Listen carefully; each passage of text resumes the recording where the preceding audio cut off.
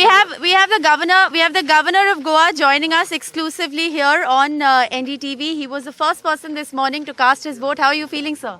The Goa is concerned, the election malpractices or such untoward incidents are not in Goa. That is a tradition of the state. And this election also, Election Commission has done wonderful job because they made enlighten the public on that aspect and even supplied materials and guidelines also given. So our country is concerned, our election system is perfect and we are considered as the largest democracy in the world since we opted and adopted and strictly trying to follow this adult franchise and a free and fair election. One thing I studied about Goa, there's no political clashes and untoward incidents are also very, very, in fact it is little, only some minor incidents are there. And in such a way, I can very well say that the people of Goa are having a higher democratic concepts and political concepts, and I appreciate all political parties. There is a worry about political values of the leaders with the high rate of defections, sir. So that is a different thing. I don't want to make any comment on that. Right. Thank you so much, sir, for speaking with NDTV. All right. So that was the governor of Goa, Mr. Pillai. He was among the first few people to cast his mandate. He actually arrived at the Taleigao constituency here at 6:55 sharp. And he has, in fact, cast his vote. In fact, we also have ma'am with us here. Ma'am, would you like to tell us how you're feeling? You just cast your vote. I am very happy. Very happy. First vote we have done from Goa, no? Yes, it's your first vote here in Goa, and you've been here since 6:55. I saw you patiently waiting. You sanitized your hands, wore your gloves, and you went into vote. Yes, I am very, very happy. I have voted no.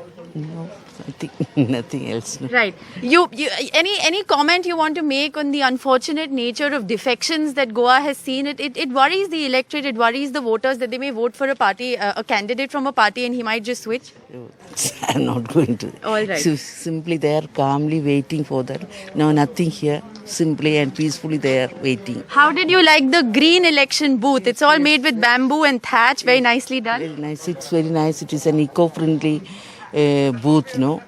First time that it's not seen in Kerala. This is the first time we have seen in Goa. No? Thank you so much for speaking with NDTV, ma'am. All right, so there you have it. This is the governor of Goa and his wife. They were among the first citizens to cast their vote this morning at the Taleigao constituency here. Like I was asking the governor, the big issue this election for Goa is, of course, going to be the question of defections. Remember, 60% of the MLAs who were elected in 2017 defected and changed their parties. 15 of the 17 Congress MLAs joined the BJP. It has been a tumultuous period as far as Goa politics is concerned. There is a sense of disillusionment as well among people, among voters. They are uncertain over whether or not the candidate they vote for from whichever political party will actually remain with that political party. So much so that we've actually seen the Aam Aadmi Party and the Congress Party in unprecedented moves, really, Gargi, come out and make their candidates sign anti-defection pledges. As far as the people of Goa are concerned, we will of course be getting you a cross-section of voter voices through the course of the day as well.